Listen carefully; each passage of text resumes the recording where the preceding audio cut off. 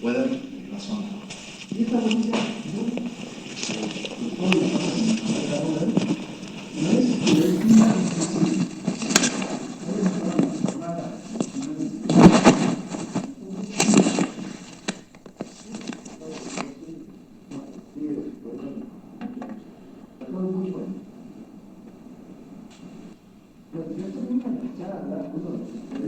decía, yo varias veces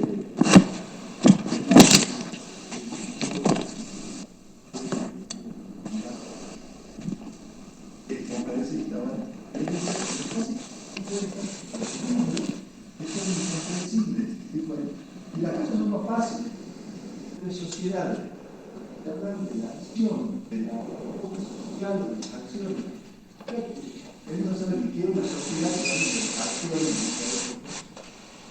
Después se da cuenta que él sabe que es una sociedad, que son personas que se unen, cuando entendió lo que es una acción. Todo eso de que los libros son incomprensibles. Ahora no es también como campo, porque no es tan difícil. De uno luego el libro se complica y cuando va al ejercicio profesional, se ve que es mucho más sencillo. No quiere decir que no haya que estudiar, pero sí que vamos a lo sencillo, a lo que se entiende. Bueno, esta bolilla, vamos a ver, la bolilla 9, la segunda parte, tiene obligaciones visibles y invisibles, y ya enganchamos con la bolilla que sigue, que es las obligaciones solidarias.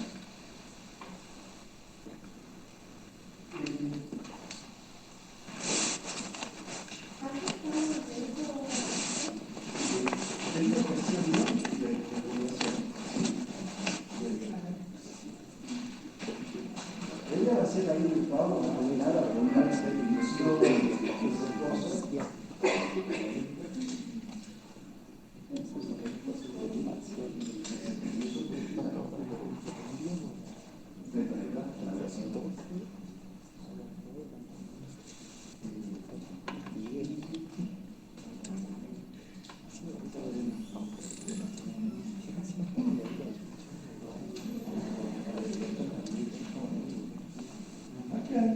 Empieza, digamos, nosotros no examinamos así, pero si alguna vez eventualmente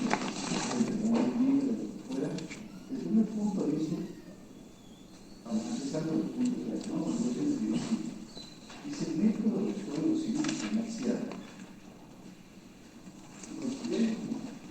Es súper simple, porque era como el colgado con el código muerto. ¿Y cuál es el tema? Para ponernos en materia de más. El tema, básicamente, nosotros tenemos la obligación, ¿verdad? La obligación es la obligación. Entonces tenemos que hay un acreedor que tiene el derecho de exigir el deudor que haga una determinada prestación. ¿Qué es la definición de obligación? Ya la sabemos, pero cuando se empiezan a estudiar distintas vicisitudes, distintas situaciones, podemos plantear. Entonces, cuando vamos a analizar la obligación desde el punto de vista del objeto, entonces, hay una lupa en la prestación. Entonces ahí se dice, bueno, como es un lugar, y después la de dar, se dice el objeto puede ser divisible o puede ser indivisible. Entonces, Vélez lo hace así. Entonces, el objeto divisible define cuál es la divisibilidad, que ya lo vamos a ver, cuál es el régimen jurídico en ese caso, después de la indivisibilidad, cuál es el régimen jurídico, para todo muestra la lupa en el objeto. ¿Verdad? Después pasan, ponen la lupa ya, que esta es una parte de cuando se estudia la clasificación, lo vemos en función del objeto. Y después también se lo estudia en función de las personas. Entonces ya vemos, ponemos la lupa acá y la lupa acá. Y dice, bueno, acá hay un acreedor y un deudor, pero puede ser que haya muchos acreedores y un solo deudor, que haya un solo acreedor y muchos deudores y muchos deudores. Lo más común es que haya muchos deudores en realidad, un solo acreedor, y eso se llama obligación mancomunada, cuando hay más de un sujeto. Mancomunada pasiva, si de este lado, mancomunada aquí. Entonces, cuando la obligación es mancomunada, dicen el régimen jurídico, eso lo vamos a ver ahora también, puede ser o simplemente mancomunada o puede ser solidaria, ¿no? Son los dos regímenes jurídicos posibles. Y en la simplemente mancomunada hay una diferencia si el objeto es divisible o si el objeto es indivisible. Esto define el régimen jurídico. Entonces, Pérez podría tratar la obligación de simplemente mancomunada del objeto divisible y volvía a repetir lo que ya había dicho en el capítulo anterior del objeto divisible o indivisible cuando trató el objeto. Pero no decía nada distinto, sino que repetía esos conceptos. Es la explicación más anecdótica que útil moderna. Bueno, entonces, siempre estudiábamos esta bonita, el primer punto método, ¿cuál se le criticaba? Que había reiterado conceptos, porque el objeto divisible tiene un sistema y la obligación simplemente mancomunada del objeto divisible tiene el mismo régimen, entonces no hacía falta duplicar. Entonces eso le cuestionaba. Entonces vino el Código Civil nuevo, el Código Civil Comercial, entonces la puso orden. Entonces dijo, vamos a, en el parágrafo, en la sección sexta, que se llama, trata del objeto, hay un punto que trata del objeto divisible y indivisible, y da todo el régimen jurídico. El mismo régimen que daba Vélez, y no hay cambios. Y después en el parágrafo, en el siguiente, trata de los sujetos. Y dice, la obligación puede ser simplemente mancomunada de objeto divisible o indivisible, y se rige por lo que ya dije. Se remite para eso, ¿no? Eso es, entonces, ¿cuál es el método del código? El método es que ahora el Código Civil Comercial, a diferencia de Vélez, no repite el concepto de la obligación de divisible o indivisible, sino que yo creo que lo trata del objeto, que no le corresponde, y cuando trata de los sujetos, remite a ese régimen, no lo vuelve a desarrollar. Todo esto no, pero tampoco es simplemente porque está en el programa como detalle, ¿no? Además hay un ahora sí empecemos con la clase.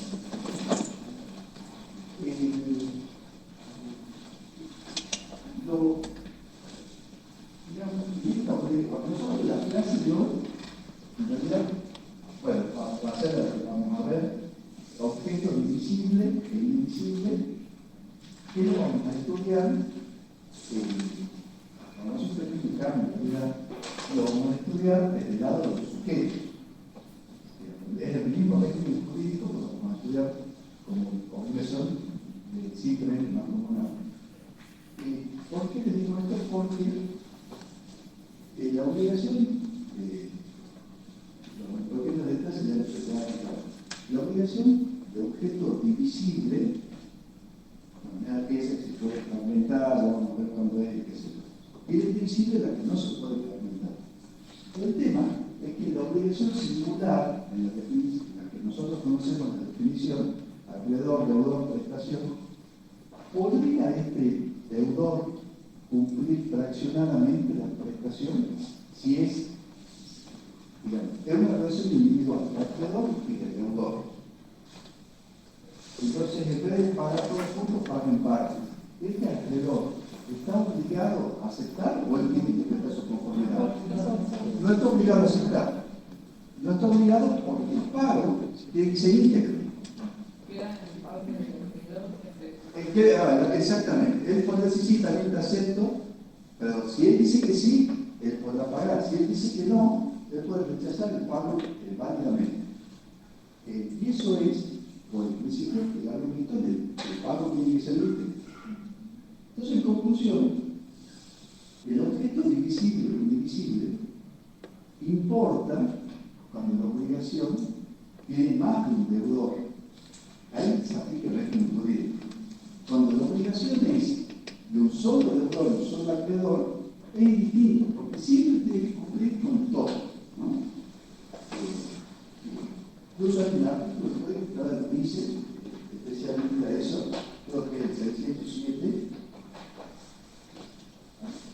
si quieren ya lo objeto que en realidad te importa en cuanto a los sujetos.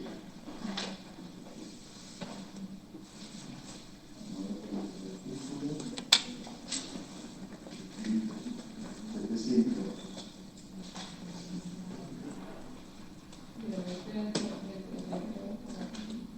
Es el artículo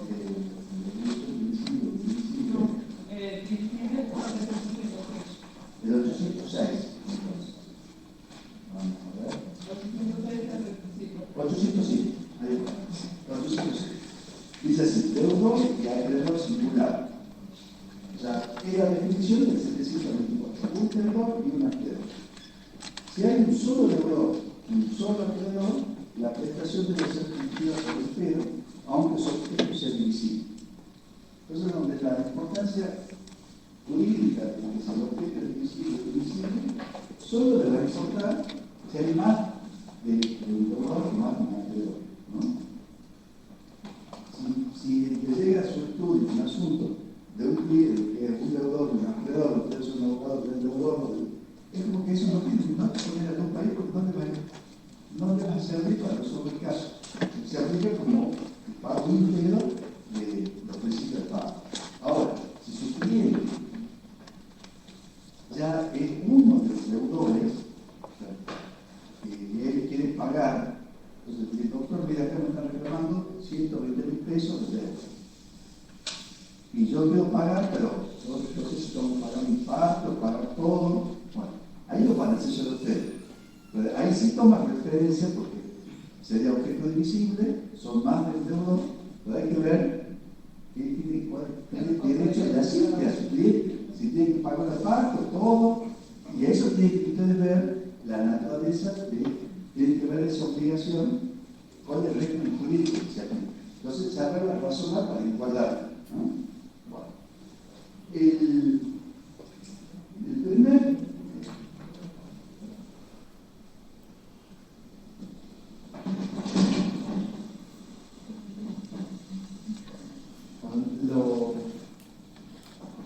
entonces vamos a ver las simplemente mancomunadas, el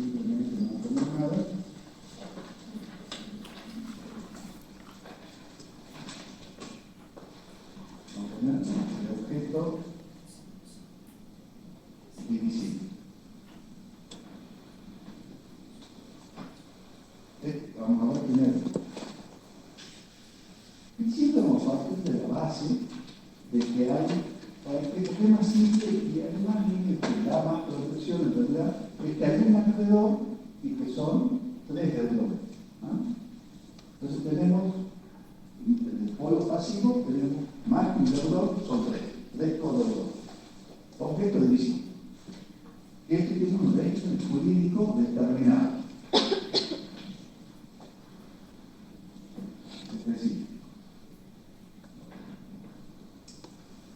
Bueno, la regla es una regla como regla, usted tiene que saber la otra utilidad, acá viene el otro régimen, es objeto indivisible, que tiene un régimen jurídico específico, y luego tenemos la obligación de solidaridad, que tiene otro régimen específico.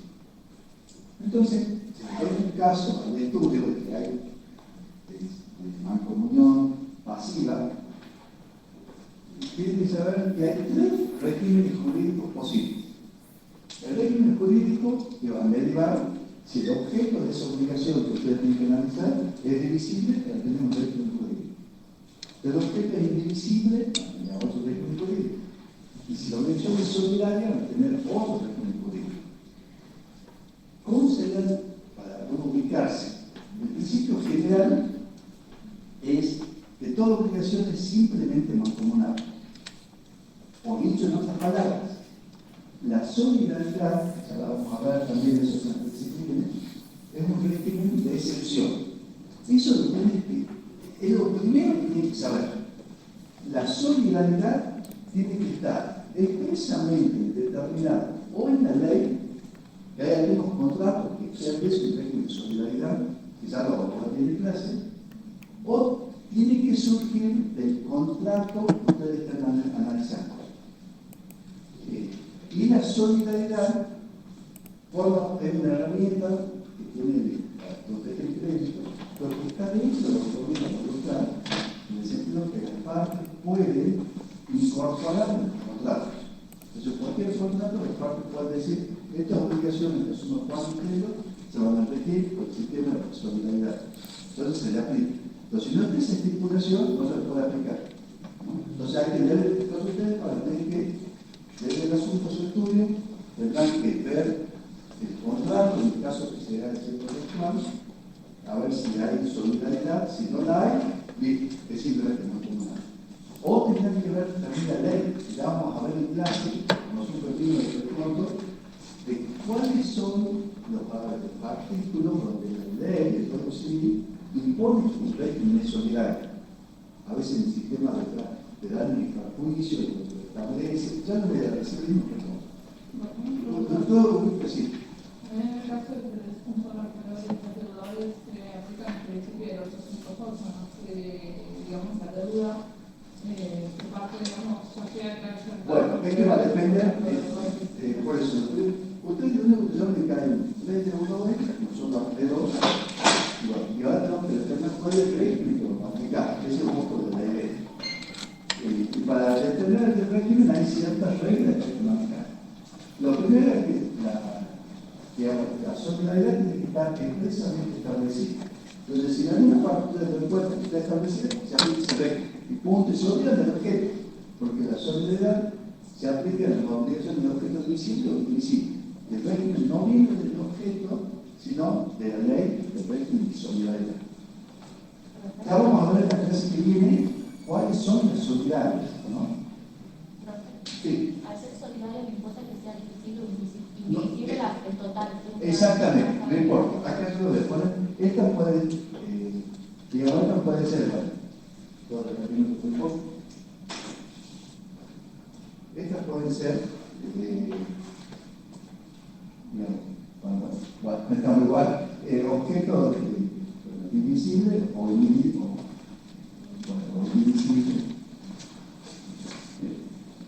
Digamos acá, esto es irrelevante. Por eso, a veces los libros dicen cómo se clasifica. La obligación simplemente mancomunada, el objeto divisible o indivisible, el régimen jurídico. Las solidarias pueden ser objeto divisible o indivisible. Correcto, puede ser objeto divisible o indivisible. Pero no cambia nada el régimen jurídico. El régimen jurídico depende del régimen de la solidaridad. Y ya lo vamos a, eso lo vamos a ver en la clase que viene, pero puede marcar. Sí. Pregunto, pues no sé si entendí muy bien. Las obligaciones simplemente mancomunadas serían pasivas si hay un acreedor y varios deudores, y sería activa si hay un deudor y varios acreedores. Ahora, en el caso que pudiera haber varios acreedores y varios deudores, ¿podría ser simplemente mancomunadas? También. Las simplemente mancomunadas es cuando hay más objetos de este lado o de este lado o de ambos. Y lo van a ver junto con esa activa, si está del lado de acá, se va a llamar mancomunada activa. Si hay muchos de este lado, se va a llamar mancomunada pasiva. Y si hay muchos de los dos lados, se va a llamar mancomunada mixta. En la práctica, la que más importancia tiene es el lado pasivo, ¿no? Y en la solidaridad, todos en el libro, ustedes van a estudiar solidaridad activa, que es cuando hay más de un acreedor, y la solidaridad pasiva. La activa no la van a estudiar porque no hace falta, porque en realidad es un instituto que se aplica muchísimo cuando es pasivo. Todos los ejemplos que pone la ley del caso de solidaridad son pasivos. Esa parte está abajo. Y es una regulación que no se, como bien dice el doctor Pizarro, la solidaridad activa no tiene sentido utilizarla, porque hay otras herramientas mucho mejores. En cambio, la pasiva es fundamental, es una herramienta que se usa muchísimo. Entonces no tiene sentido que ustedes pierdan tiempo en estudiar algo que no se usa.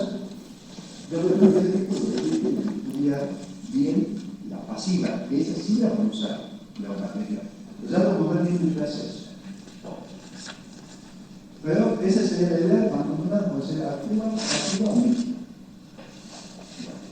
Ahora, tenemos Entonces ya hemos visto, tachamos, no es régimen solidario. Entonces desechamos la solidaridad porque no aparece en el contrato, porque está previsto en la ley, en ese caso usted necesita. Entonces tenemos que ver qué régimen le aplica. Si en el objeto visible o el objeto invisible.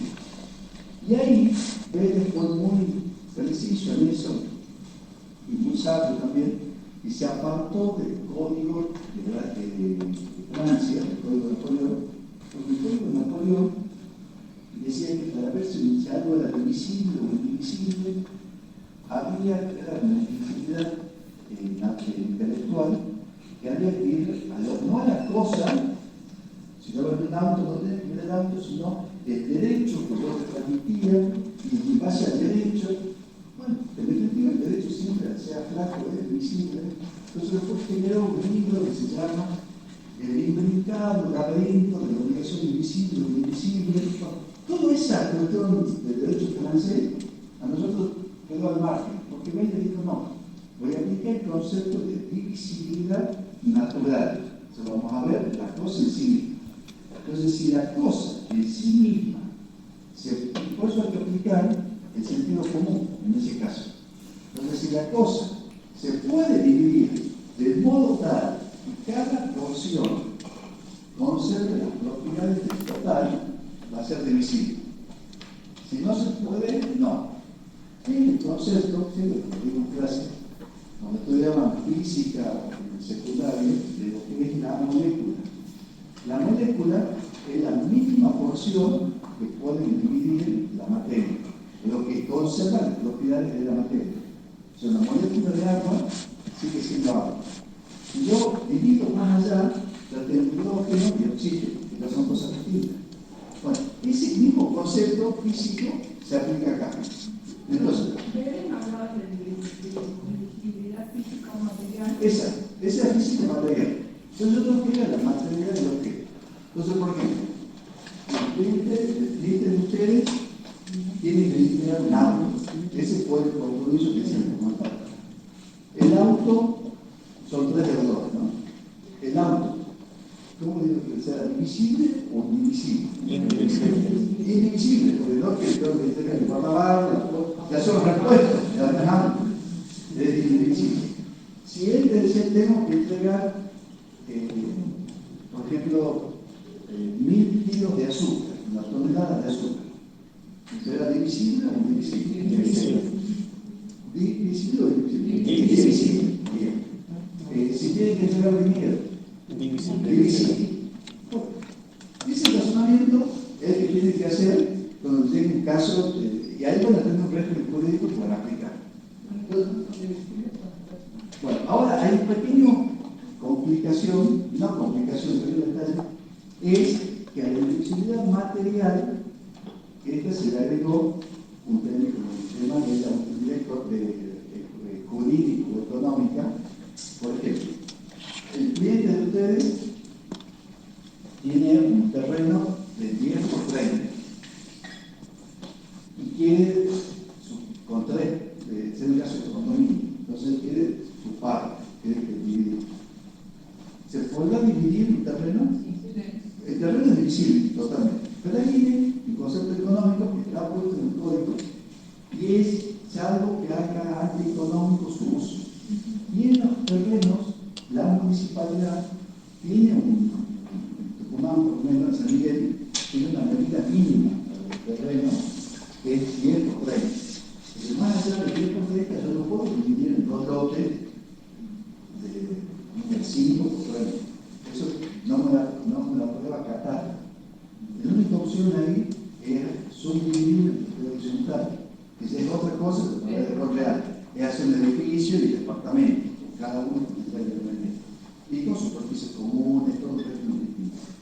Entonces, a la divisibilidad material, lo que usted habría que agregarle, que se da solo en los casos de inmuebles, es que esté permitido legalmente la división a las actividades que conserven la actividad económica.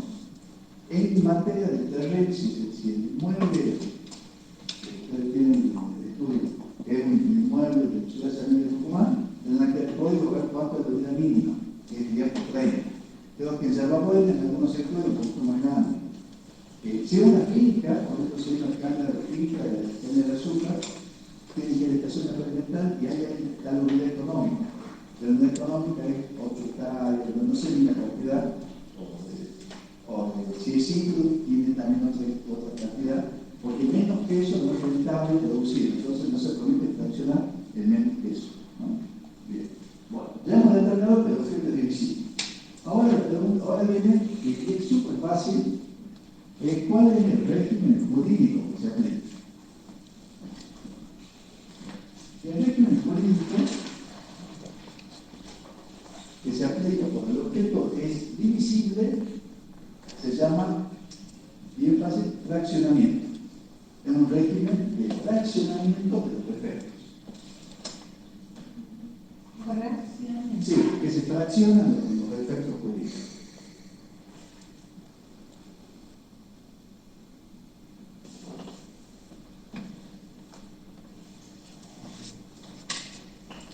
Y hay efectos jurídicos que tienen que ver con el objeto, con el pago, otros tienen con el sujeto, todo se fracciona. Entonces, por ejemplo, vamos a ver desde el punto de vista del derecho de pagar. Esa sería la cumplibilidad del derecho de pagar. Eso significa que cada deudor tiene el derecho de pagar su parte, no el total. Entonces, el objeto divisible se fracciona en tantas partes como deudores hay. Entonces, este vínculo jurídico, como se dividió, se lo identificó así en 3, en el caso que hay 3 deudores, y cada deudor está obligado solo por su parte de la deuda frente al acreedor. ¿Cómo se define cuál es su parte de la deuda? A ver que diga el contrato, si el contrato se dijo algo. Si él se dijo, pues se está ese régimen. Si no se dijo nada, parte igual. Entonces, porque el acreedor tira del lacito y va a venir este deudor. Tira del otro, viene pero son cada uno distintos, ¿no? Es como si fueran 3 obligaciones distintas. Esa es la idea mental. Son 3 obligaciones distintas. Vamos a ver por qué decimos cómo y no son 3 obligaciones distintas. Entonces, y lo vamos a analizar en unos puntos. Derecho de pagar o cumplibilidad. O sea, este deudor tiene derecho de pagar solo su parte. Supongamos que la deuda sea de 120.000 pesos. Entonces, este deudor puede pagar 40.000 pesos. Y si paga 40.000 pesos, que es su tercera parte, este acreedor está obligado a recibirla, se libera. Se extiende el vínculo para él, ¿no? En cuanto a la exigibilidad, esto es del lado del deudor, el derecho ya es cumplir la obligación y tiene derecho a pagar. Del lado del acreedor, también llegó el tiempo de pago, es exigible, pero solo puede exigir la parte. Solo lo puede exigir 40.000 pesos. Entonces, si el cliente se llevó al estudio, tiene una carta de documento que el acreedor le exige 120.000, y ustedes analizan el no es solidario, son 3 deudores, que es objeto divisible, no tienen derecho a pagar 120.000, tienen que pagar solo 40.000. Y ya tienen para contestar la carta, para consignar lo que fuera, tienen su respaldo legal, digamos, ¿no? De asesoramiento. Bien, solo la parte. Después, con respecto a la culpa del deudor, del cumplimiento, de la obligación, bueno, esa culpa solo corresponde a cada deudor. No tengo, si este deudor incumple la obligación, entonces el deudor después de reclamar daño y perjuicio que sean los intereses por el pago por el término. Bueno, solo él tiene esos intereses, los otros no, porque esto está fraccionado, es como si fuese independiente. Entonces, ¿por qué es la culpa? Vamos a poner la segunda.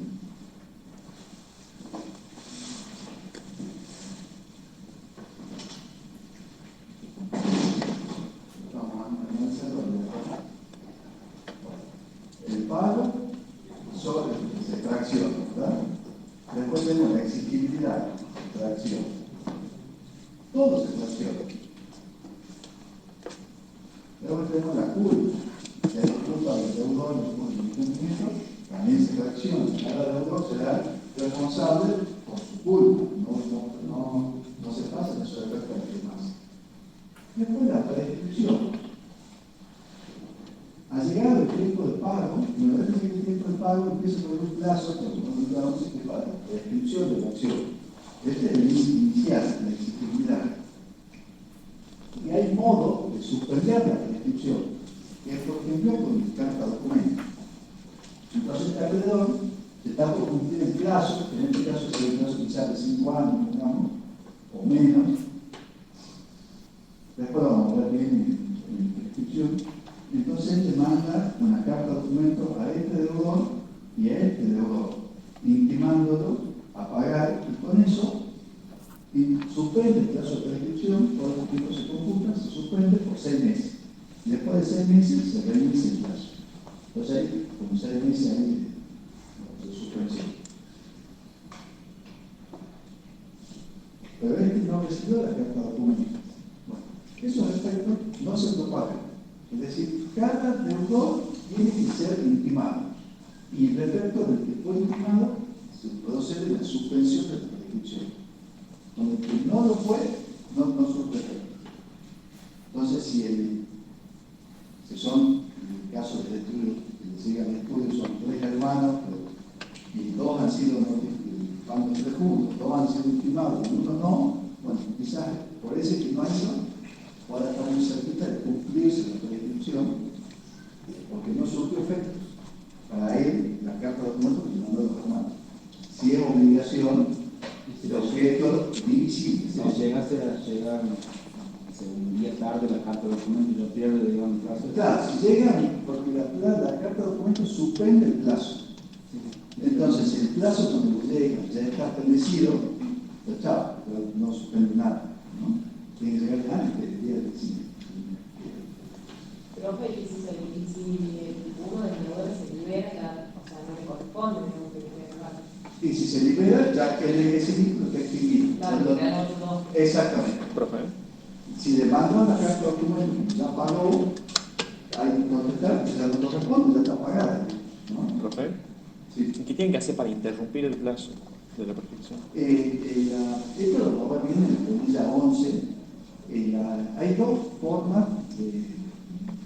El plazo empieza a correr, donde es exigible la obligación, y hay un método que está previsto que suspende, y hay otro que interrumpe. La diferencia es que la suspensión es como en el sentido que dice, el plazo de corriendo se suspende y después vuelve la cantidad como pausa. En cambio, la interrupción es como poner a cero de vuelta. Muchas gracias. Excelente. Entonces, se interrumpe, y bueno, ¿cómo se interrumpe? Ya lo vamos a ver, hay supuestos de suspensión, que es, por ejemplo, el periodo de mediación, la carta de documentos, Esa parte de mediación, por ejemplo, cuando he visto por ahí un día que hacía por daños patrimoniales, que llevó una serie de mediación para una parte. Sí, la mediación es ahora un mecanismo obligatorio, previo de demanda judicial, y uno de los efectos tiene que suspende la suspensión. Está hecho conforme el sistema de Buenos Aires, entonces la suspensión tiene sus cosas que ya vamos a ver en detalle. Y otra cuestión que interrumpe la prescripción es la demanda judicial, por ejemplo. Esa es la demanda que interrumpe la prescripción. Bien. Entonces tenemos la curva de prescripción. Bueno, después también se ve se estudia las cosas juzgadas. Es decir, ¿qué cosas juzgadas? Es que este deudor, este acreedor, inició juicio contra este, obtuvo una sentencia favorable. Entonces después se dirige a este otro directamente a ejecutar la sentencia. Ya tengo sentencia y es un pago. Pero este deudor no es culpable, ¿no? Bueno, de todas maneras, como acá está todo fraccionado, acreedor, este juicio que le hizo este deudor solo tiene efecto con respecto a ese deudor, no se fracciona por ley. Bueno, digamos que con estos 1, 2, 3, 4, 5, con estos 5 puntos, 1, 2, 3, 4, 5. En estas 5 cuestiones es como que la deuda, los efectos se fraccionan. Y cada cosita de esa es solamente oponiendo entre este acreedor y el deudor específico al cual le reclama el pago, le manda el documento, le dice el juicio. Todo lo demás queda al margen. Entonces, es como que deberían estar, es decir, si son la obligación del objeto divisible y hay 3 deudores, es como que hay 3 obligaciones en realidad, que cómo se pueden 3 obligaciones independientes, donde cada deudor está obligado por su parte más respecto a ese acreedor. Y cada uno va a seguir su suerte con total autonomía de lo que le pasa al otro. Lo único que sí es que se dice que cómo se ponen 3 obligaciones independientes, no que son 3 obligaciones independientes. ¿Y cuál es la diferencia? Porque acá está el acreedor, bueno, está poniendo bien, deudor, entonces se hace como este ramillete de peligro y se divide siempre. ¿Tienen una causa única? Exactamente. Entonces están todas anuladas por la misma causa. Porque en realidad es una sola obligación, pero como que se desmembró, que se abrió el resto. Pero la causa sigue siendo única, entonces como que está anulada por esa que es el ramillete y un nulito que es la causa. Entonces, si esta causa es nula, va a caer para todos. ¿Entienden? Cae para todos. Eso es lo único que lo hace, es lo único que lo mantiene unido a los 3 deudores, es la causa, ¿no? De la obligación. Todo lo demás, los efectos, se van totalmente independientes. Eso es objeto divisible. Los efectos se fraccionan de manera independiente. Se fraccionan de manera independiente. Vamos a ver los artículos para ver si alguno lo tiene. Vamos a ver.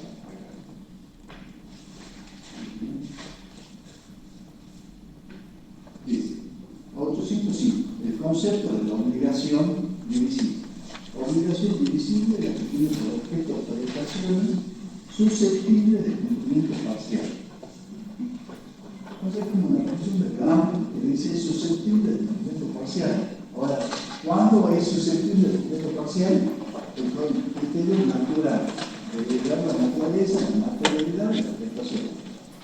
Si se puede cumplir por sentido común de manera parcial, de modo tal que cada uno de sus propiedades, es divisible.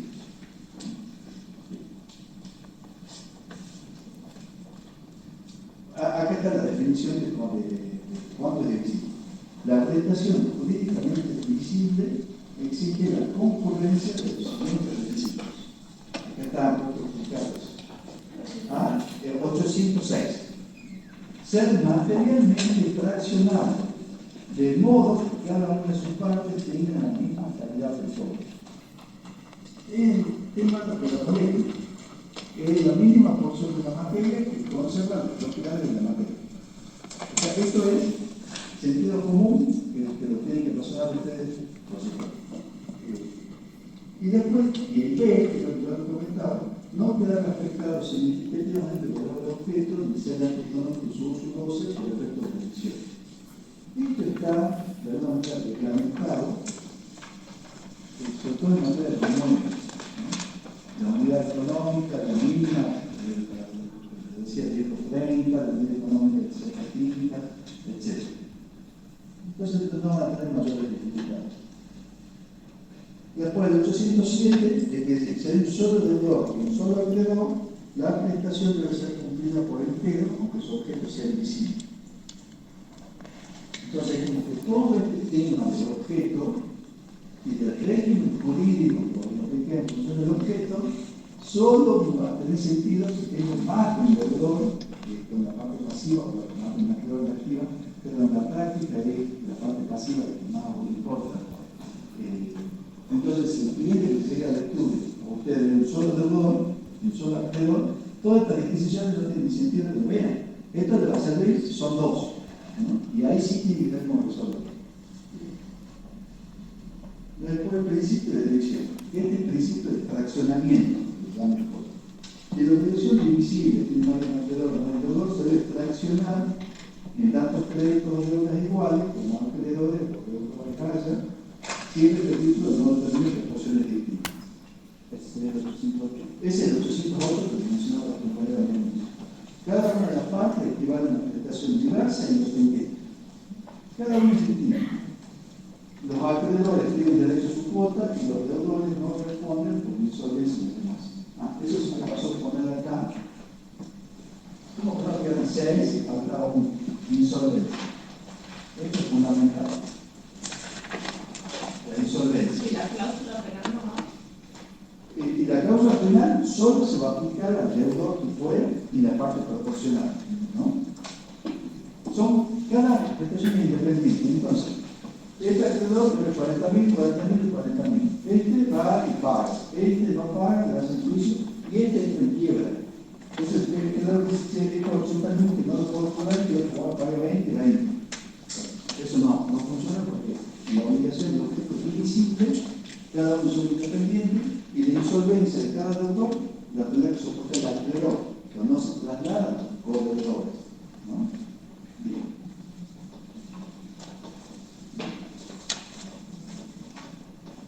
Bueno, bien quedé. Ya ponemos derecho al reintegro, que es el 810.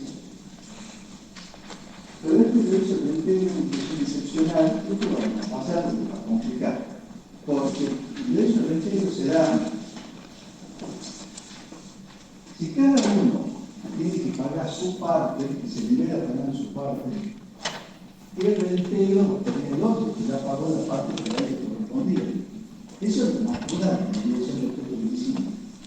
En la obligación de objeto invisible, por la solidaridad, si pasa, ya van a ver, el deudor pague todo, cuando le corresponde una parte, entonces ese deudor después tiene el derecho, contra el otro deudor, a pedir una contribución, una participación. Entonces surge una relación.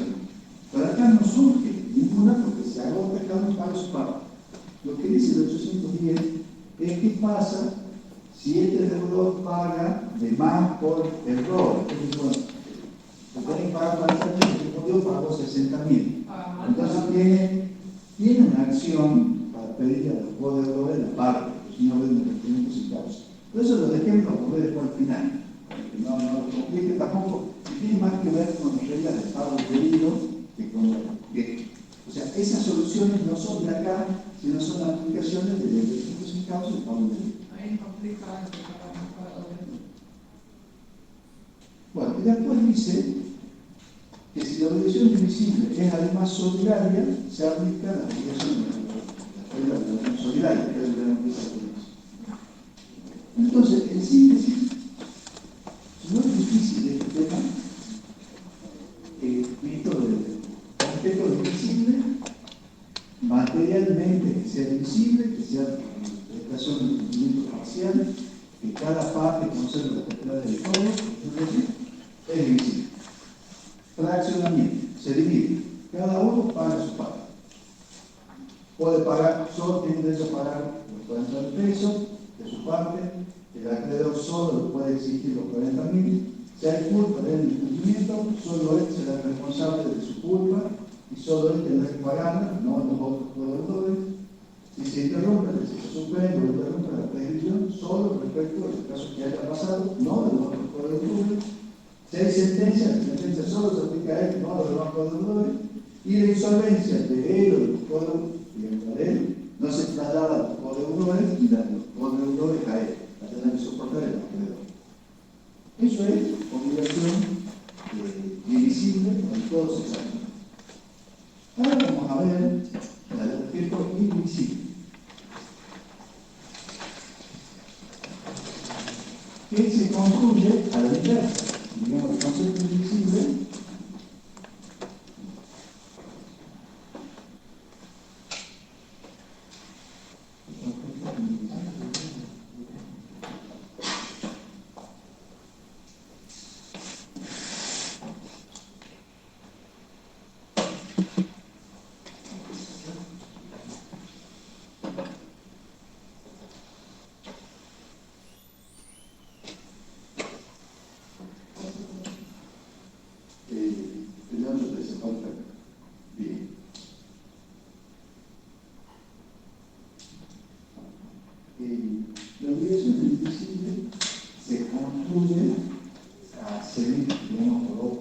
atención al concepto de divisibilidad.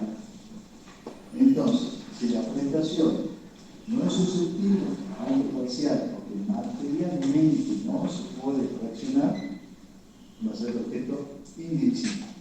Entonces nos fijamos en la materialidad del objeto y ahí lo definimos. Si yo tengo que tener un caballo, va a ser indivisible. ¿No? O sea, si yo tengo que tener un caballo, indivisible. Si un auto, indivisible. Si un libro, también es indivisible. Después se dice, puede ser también, acá hay algunos matices. Primero, la materia. Lo segundo es que si la obligación es indivisible, materia es indivisible, yo por acuerdo de partes no le puedo dar un tratamiento como divisible, porque la voluntad no puede ir contra la naturaleza de las cosas. O sea, si el caballo es invisible, yo no puedo pactarlo como que digo, ya va a dejar un caballo. Eso no se puede. Pero sí se puede hacer al revés. Tratar de una obligación indivisible, una obligación divisible, vamos a ver como si fuera divisible. Entonces, hay un inciso del arreglo que viene, le dice, la indivisibilidad puede ser material, que lo hemos visto, puede ser convencional o legal. Es decir, que cuando las partes han dicho esta obligación va a ser indivisible, aunque el objeto en sí mismo sea divisible. Porque las partes están diciendo que quiero aplicar este régimen jurídico. O el que la ley lo diga, esto indica algunas cuestiones es indivisible. Entonces la divisibilidad puede ser lo material, que era que ya hemos visto, puede ser convencional o puede ser legal. Bueno. ¿Cuál es el efecto jurídico? ¿Cuál es el régimen que se aplica acá? En el otro hemos dicho el principio del fraccionamiento o el principio de la división. Acá el nombre que le dan los autores se llama propagación. Es como que los efectos se propagan.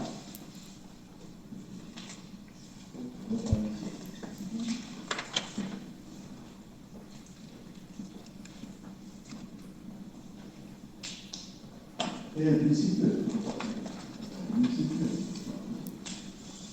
Todos los efectos jurídicos se van a propagar como si por igual a todos los codeudores. ¿No? Volviendo al ejemplo el acreedor y tres deudores, es como que el principio de propagación dice que todos los efectos jurídicos se propagan a los tres. Como si fuese de vuelta un solo bien. Pero lo que tiene el régimen es que en estos puntos, en estos 6 puntos, es que en algunos se propaga y en otros, en algunos se aplica la recordación y en otros se aplica el fraccionamiento. Entonces, y después en la solidaridad, que lo voy anticipando, todo se propaga, que es el tercer régimen. Entonces, ustedes van a tener un cuadrito. Vamos a que sea el cuadro así. Acá. Entonces acá van a tener objeto divisible, acá van a tener régimen divisible, y acá van a tener solidaridad. Y acá tenemos 6, 1, 2, 3, 4, 5 y 6. Estos 6 ítems que hay que resolver. Entonces, acá es fácil. Acá, el fraccionamiento, cuando está todo esto, se fracciona. Este es fraccionamiento. Acá es propagación. Acá se propaga, se propaga, se propaga, se propaga, se propaga y se propaga. Los 6 se propagan. En cambio acá, algunos se propagan, otros se fraccionan, algunos se propagan. El que acá ustedes cuál es cuál. Y ya tienen el esquema, porque a ella no es fácil. Tienen que saber. Principio de división, principio de propagación de efectos, el régimen jurídico, en el objeto de división, todo lo que es fraccionamiento se aplica a todo, en la sociedad se propagan todos, Y en la de objetos indivisibles, algunas cosas se fraccionan y otras cosas se cortan. ¿Cuál es la idea que circula o que organiza? La idea que circula es que hay un acreedor y hay tres deudores. Y el régimen es de solidaridad. Cuando hay solidaridad, se dice que hay un nivel asociativo de deudores que están vinculados y está puesto en el código, hay una presunción que dice que cada deudor actúa como representante del otro deudor, ¿no? Entonces eso justifica la propagación de efectos. Esto lo vamos a ver en la clase que jueves, en marzo. Sí. Entonces,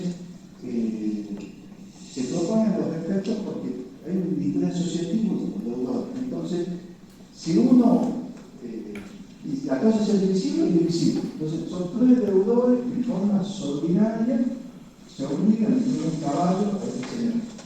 Es indivisible, no importa, porque es solidaria porque se faltó la solidaridad. Entonces el caballo se muere porque este no lo cuida. Entonces el acreedor no tiene derecho a exigir el reclamar el equivalente pecuniario de este caballo, más los daños y perjuicios. Entonces va a poder reclamar a este, al tres, porque se parte de la base que este actuó por sí y en representación de estos otros dos también. Entonces lo obliga a todos. Si este recibe una carta de documento suspendiendo la prescripción, también los efectos van para él y para este otro, ¿no?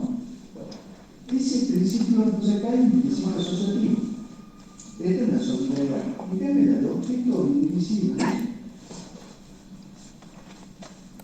en realidad es como que el objeto, digamos que este sería el objeto de la carta deudor. Se dice, acá no hay en realidad un interés asociativo entre los deudores. No hay un interés asociativo. El único vínculo que tienen ellos es porque están unidos con un objeto. Este objeto que es indivisible es el que lo une. Pero no es más que una cosa de objeto. Entonces, en base a eso, se dan algunas soluciones que algunas tienen su lógica y otras no. Entonces, vamos por pago. El pago. O sea, llega el tiempo de pago y este deudor quiere cumplir. Bueno, para cumplir, como el pago tiene que ver con las prestaciones, y las prestaciones indivisibles, es como que acá se propagan los efectos. ¿En qué sentido? Que este deudor no puede cumplir una parte solamente, tiene que cumplir con todo. Pero eso viene porque el objeto es indivisible. O sea, no hay forma que no pueda cumplir sino con todo. Entonces, lo que tiene que ver con el objeto es como que se propaga. Visto de otro lado, le dio tiempo de pago. Este acreedor exige. Pero, entonces, le exige a este o a los tres. Pero a cualquiera que le exija, no le puede exigir una parte, porque el objeto es uno solo, indivisible. Entonces, le exige el total. A cualquiera de los tres le exige el total. Entonces, también la exigibilidad se propaga por el efecto. Ahora la culpa. Este caballo se muere por culpa de este deudor. Entonces, bueno, acá pasan algunas cuestiones interesantes que se da el supuesto de que si el objeto, entonces ya no existe el objeto como objeto indivisible, porque era un caballo, pero era un caballo. ¿Cómo vamos a ponerlo para no complicarles un poco más ese asunto? Por culpa de este deudor, el animal sufre una lesión. No se muere, sigue estando animal. Pero como cuestión de la lesión que tiene, no puede correr el premio, la carrera que estaba prevista, pero se va a poder correr el siguiente, en esta no.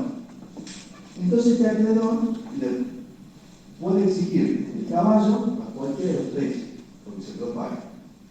Pero los daños ocasionados por culpa de que el caballo no va a poder, por culpa de ese deudor, y que hace que no pueda participar en el premio, que he ganado tanto en esa carrera, como pérdida de chance o lo que fuera, solo le puede reclamar al deudor culpable, ¿no? Entonces la culpa va a abarcar separación. Otra pregunta propiamente de que, Sí. por ejemplo, el acreedor exige al deudor a tres deudores, por ejemplo, el pago del caballo. En este caso, Sí. uno paga porque no quiere deber, paga. Los otros dos están en No, la no, obligación no, de el caballo no puede pagar si no tiene el caballo. Por eso, si paga es porque tiene el caballo y extingue la deuda para todos. Claro, pero el que paga puede reclamar a los otros Sí. dos la otra parte. Exactamente, Ahí sí, va. sí. Está muy bien. Y eso es lo que preguntaba, ya lo vamos a ver. Claro, paga cualquiera de los tres deudores del caballo. Cualquiera lo puede entregar y cualquiera que lo entrega cumple con el acreedor y extingue la obligación para los tres. Entonces ahí que el nuevo caballo tiene una acción de contribución, nace una acción de contribución que está regulada para que los otros dos, ya el caballo no porque ya lo han entregado, pero sí la parte que correspondía a cada uno de ellos, que será depende de cómo sea el acuerdo interno que hayan tenido. Pero no es que yo cumplo y yo me perjudico porque yo soy el que cumplí, los otros que no han cumplido quedan. No. El esfuerzo es compartido. Estamos obligados a entregar el caballo. Entonces, si yo puse la plata para comprar para entregar el caballo, me tendrán que dar el tercio cada uno de lo que costó ese caballo. Más lo que costó el flete, lo que costó. Eso se llama una relación de contribución. Bien. Ahora, cuando hablamos de insolvencia, ¿qué pasa con la insolvencia? Es también una situación de conforme cuando uno tiene la respuesta es que la insolvencia, en estos casos, se tracciona, ¿verdad? Se tracciona. O sea, si este deudor es insolvente, bueno,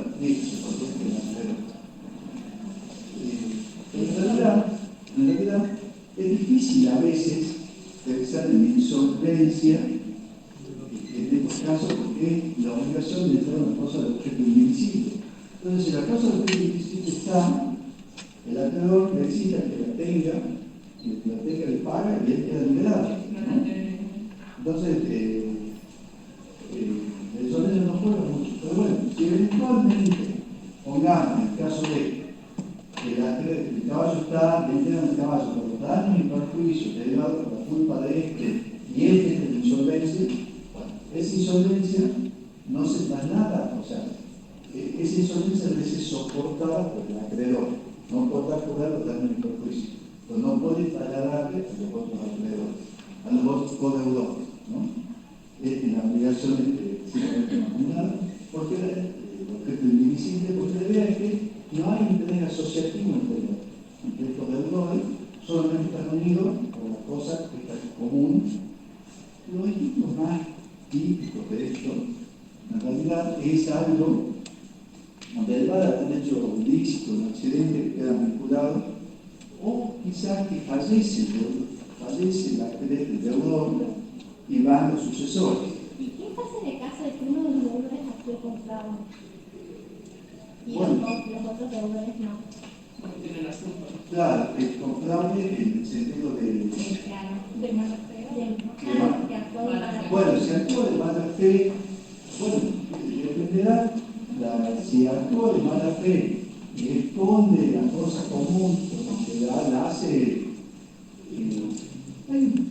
Por ejemplo, porque hay un detalle también que pasa y es que la obligación de objeto indivisible es que el objeto sea indivisible, ¿verdad? Si el objeto desaparece, ya se cambia por pagar el cumplimiento pecuniario, que ya es una suma de dinero y que sea divisible. Entonces se aplica el fraccionamiento. Entonces, por nada, el caballo fue escondido de mala fe, en fraude, se simuló con una pestaña y lo embarcaba caballos, se prestaba para no cumplir. De tal manera, no solo no es imposibilidad imputable de pago, porque la obligación es obligatoria. Entonces, salvo que haya casos fortuitos, definitivos, permanentes, que no se pueden pagar. aunque haya pasado el fraude, lo mismo van a estar obligados a entregarle el equivalente pecuniario del animal. O sea, cada uno entenderá su parte. Si después, y el acreedor queda satisfecho, si el acreedor se da cuenta que el animal sí está y que ha sido un fraude sacado, puede tener acciones legales contra ese deudor para que se desimule el fraude y le den el caballo. Todos los daños y perjuicios ocasionados por todo eso va a ser solo responsabilidad de ese deudor, no de los otros porque no se traslada. Bueno, después las cosas, entonces acá se fracciona. Con respecto a la cosa juzgada, también vamos a poner que se fracciona. La cosa juzgada en realidad tiene el principio propio del derecho procesal, ¿no? Donde toda parte tiene participar del juicio para que la sentencia le haga. Bueno, y la prescripción, acá con la prescripción, en el Código de Vélez, hay un artículo, el 638 del Código, que decía que la prescripción propagaba los defectos. Y acá propaga los defectos.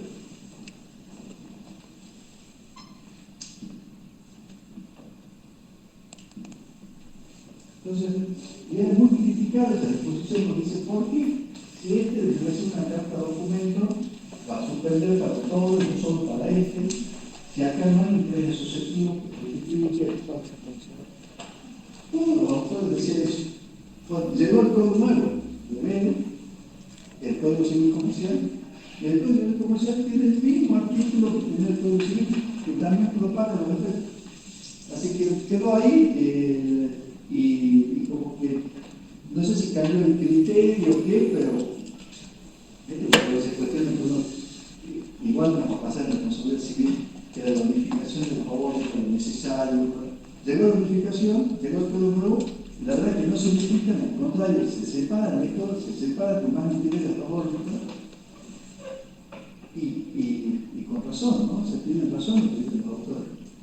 Todo lo que ocurrió siempre, cuando llegó el momento de la verdad, pero no era tan así. Bueno, acá pasó algo así.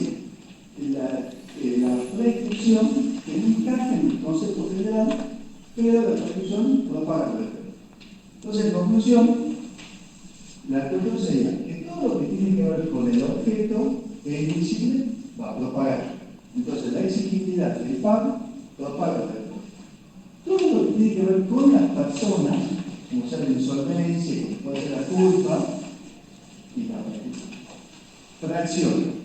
Entonces ya digo, y la única excepción que no encaja en eso es la prescripción, porque la prescripción tiene que ver con la situación personal de que alguno haya recibido el cargo de documentos, por ejemplo, su expresión de la prescripción, pero esa propaga todo. Entonces esa es la excepción.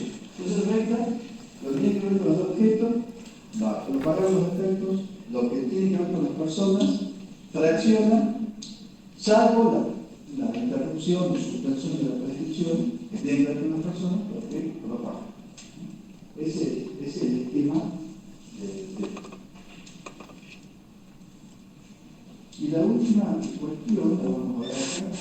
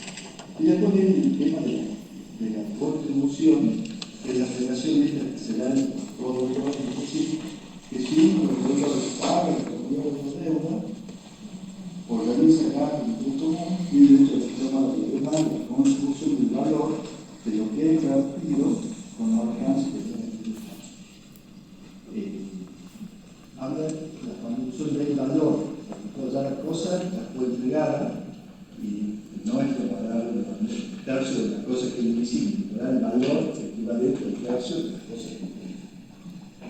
Y hay unas relaciones también que se llaman de participación, porque tal vez lo que puede darse el supuesto que se puede ver de este lado, porque se da uno, que es el tres acreedores y un deudor.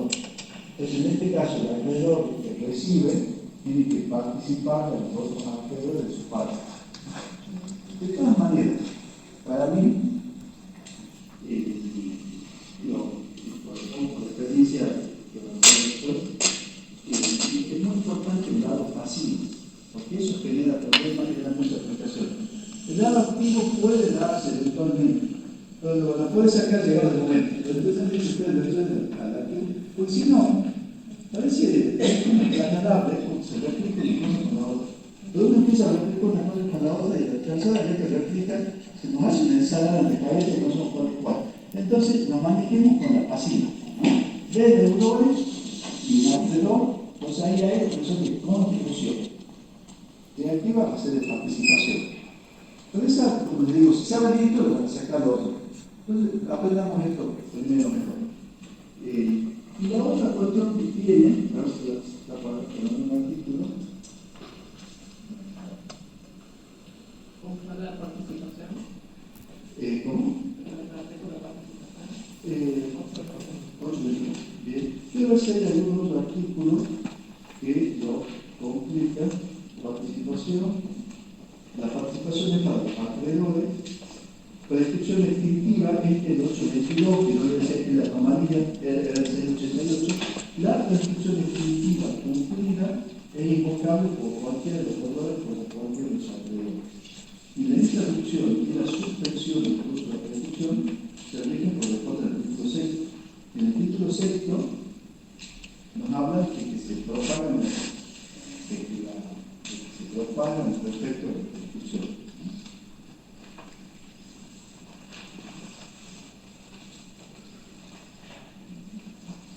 Quiero colocar esto más para que lo entiendan.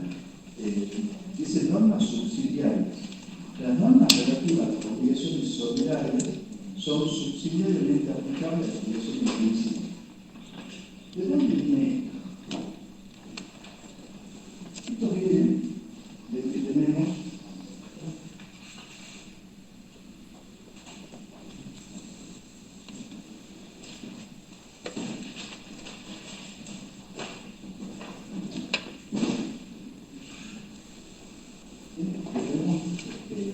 como tres regímenes jurídicos.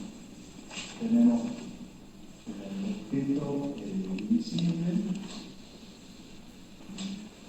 tenemos objeto invisible y tenemos régimen insoluble.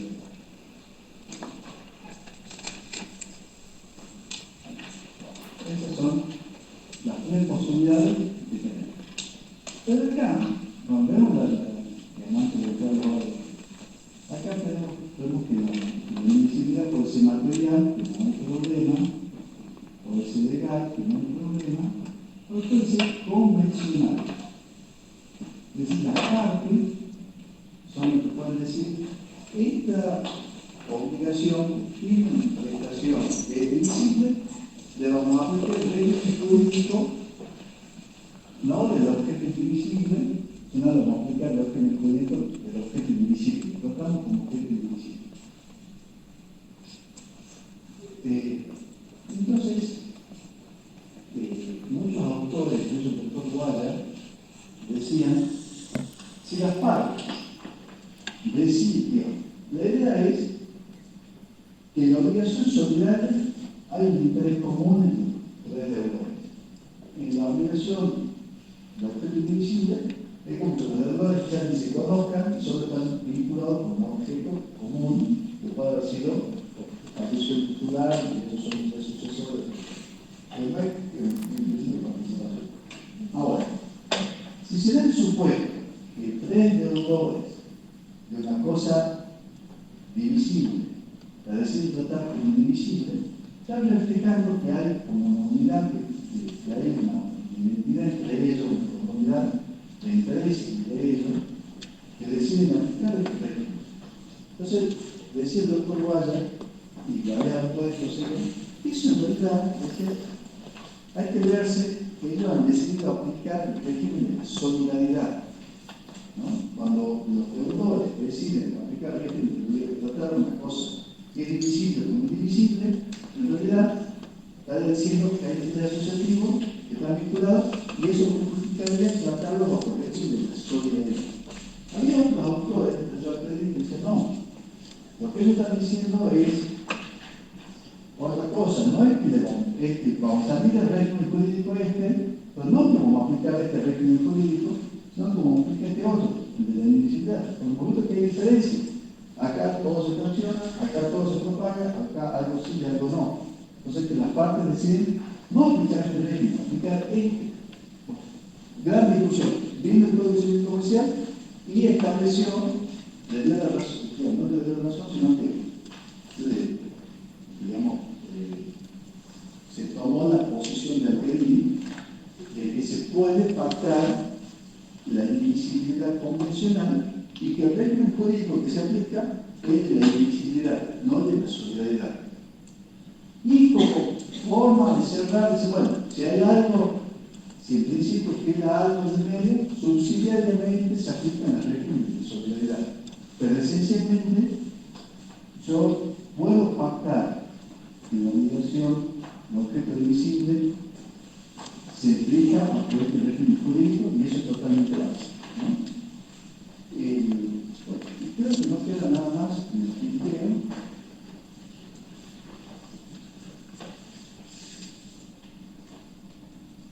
Bueno, y lo último, ya no lo podéis tomar, que no va a ser eso nuestro por menos, pero por ahí, algunos productos de examen, de otro tipo de examen, le pueden preguntar qué es la indivisibilidad del propio. Entonces, es como que darle el tiro. Porque esto es la indivisibilidad. Objeto indivisible es la indivisibilidad propia está vinculada en el 824. ¿Qué dice así? La disposición del este parágrafo que aplica a las obligaciones por su cumplimiento solo puede ser exigido por todos los actores del conjunto o realizado por todos los del conjunto, excepto el actor reglamentado en el derecho total de pagar el dinero. Traduciéndolo, el caso típico es la liquidación. Son dos propietarios que venden el inmueble a un cliente de ustedes, está el boleto, y ustedes, cuando hacen la escritura, con ustedes, ustedes van a hacer el juicio de la escrituración. O previamente la última para la escritura. Bueno, ahí, si bien es divisible, porque cada uno puede firmar por su cuenta la escritura de venta, como son dos propietarios, sí necesito la concurrencia de los dos para poder plantear lo mismo. Entonces eso se llama indivisibilidad propia.